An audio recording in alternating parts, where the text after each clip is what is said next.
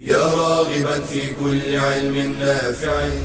ينمو العلم ويتقدم بتقنياته ومجالاته، ومعه نطور أدواتنا في تقديم العلم الشرعي. أكاديمية زاد أكاديمية ينبوعها صاف ليروي غلة الظمآن. وتعلم الفقه الميسر عاملا بالشرع دون تعصب لفلان. بشرى لنا زاد أكاديمية للعلم كالأزهار في البستان. بسم الله والحمد لله والصلاة والسلام على رسول الله وآله وصحبه ومن اهتدى بهداه. Oaths and vows is a chapter in the books of Fiqh. All of the books of Fiqh include such a chapter. What is Al-Ayman? Oaths. This is plural, and the singular is Yameen. And Yameen refers to a number of things, such as to swear, to bless, strength. And it's called Yameen as an oath because when people wanted to swear over something and confirm it, they used to shake each one's right hand or put their hands on each other's right hands. Linguistically, this is what Yameen is. Legislatively, in Islam, Yameen is to take the name of Allah Azza wa Jal or one of His attributes to attest, to confirm and affirm and emphasize something, whether to do it or not to do it. For example, Wallahi, I will not do this, or Wallahi, I will do that. And it has different forms. It has to be verbal. So you use certain letters, Wallahi, Billahi, Tallahi. And these are letters that come before the name of Allah Azza wa Jal and known as letters of oath. So when one person says this, this is considered to be an oath. And oaths are permissible. And they are mentioned in the Quran and in the Sunnah and the consensus of scholars. Allah Azza wa Jal says in the Quran, Allah will not impose blame upon you for what is meaningless in your oaths, but Allah will impose blame upon you for breaking what you intended of oaths. So there is, from this ayah, meaningless oaths, and there is binding oaths that you intend. And we will come to talk about this, inshallah.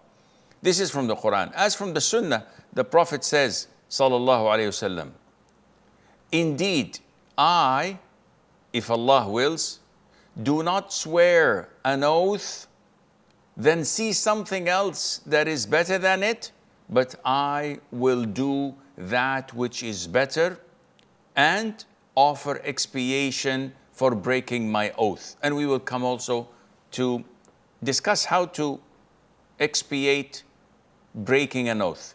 Ibn Qudamah, may Allah have mercy on his soul, says that the Ummah has agreed unanimously that swearing is, the oaths taken is permissible, and to the rules connected to that which are proven from the Quran and from the Sunnah.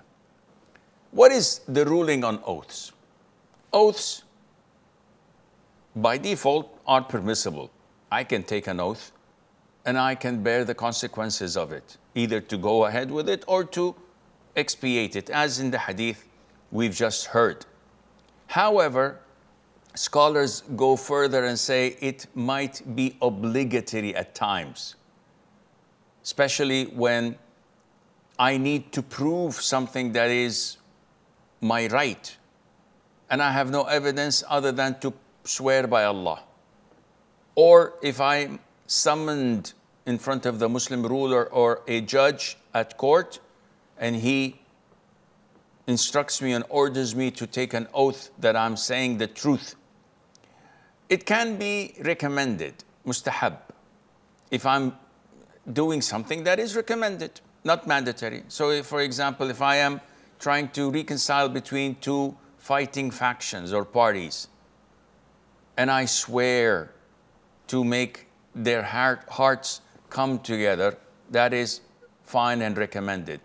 It can be makruh and disliked, and sometimes some other scholars grade this as haram. When I use the name of Allah Azza wa Jal to sell a product. So if I'm selling a product and I'm saying this is for $10, for 10 riyals, for 10 euros, nobody's interested. And someone is bargaining with me. I said, Wallahi, I bought it for 9 riyals. And I'm truthful, I'm saying the truth. But just because I'm using the name of Allah Azza wa Jal, this makes it makruh. And if I'm lying, then it becomes prohibited. It becomes haram. If I say, Wallah, I bought it for 9 riyals, where actually I bought it for 4. That would be a major sin and a false oath. Also, a haram oath is when I say, Wallahi, I'm not going to pray today. It's mandatory to pray. Taking such an oath is sinful and haram. Or I say, for example, Wallahi, I'll drink alcohol, or I will not visit my parents any longer. And all of this is haram. Now, what are the categories of oaths?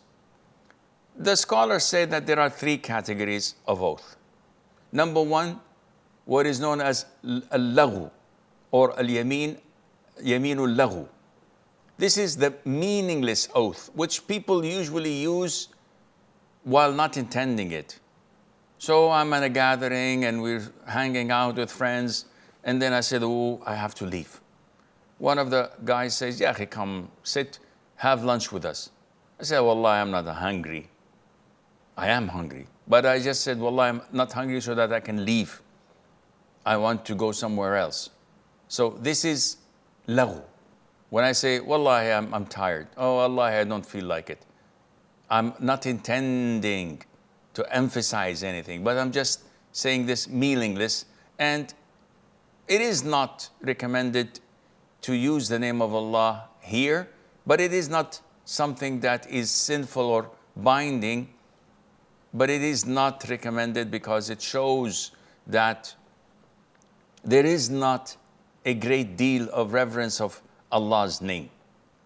The second type of yameen is the yameen that throws the one who does it in hell, dooms him in hell, and it's called al-yamin al-ghamus. So ghamus is to dip something, and this oath dips a person in hell because he took Allah's name in vain. And it's one of the major sins.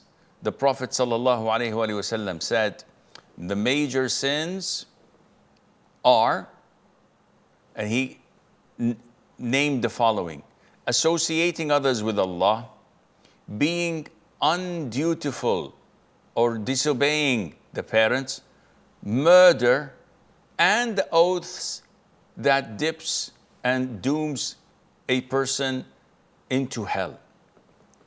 And this is unfortunately found in disputes.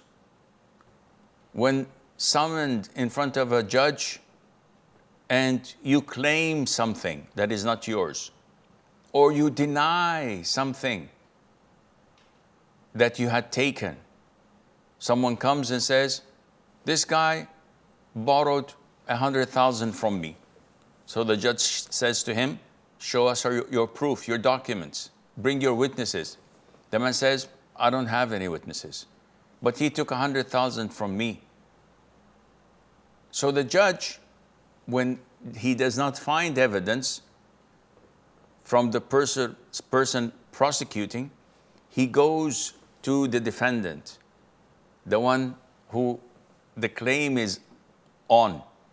So he says, this guy says he took 100,000 from, and he doesn't have evidence.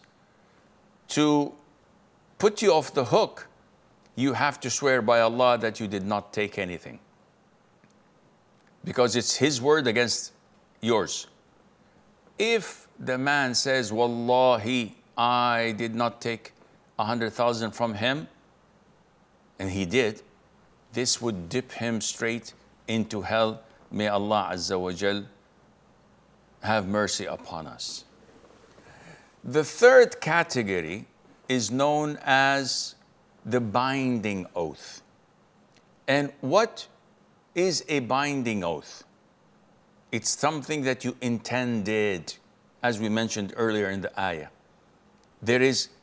Allah will not impose blame upon you on what you say meaninglessly, but He will impose blame upon you when you intend it.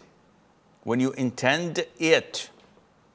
So when you confirm and say, Wallahi, I will not visit your home tomorrow, I'm angry with you, then this is a binding oath.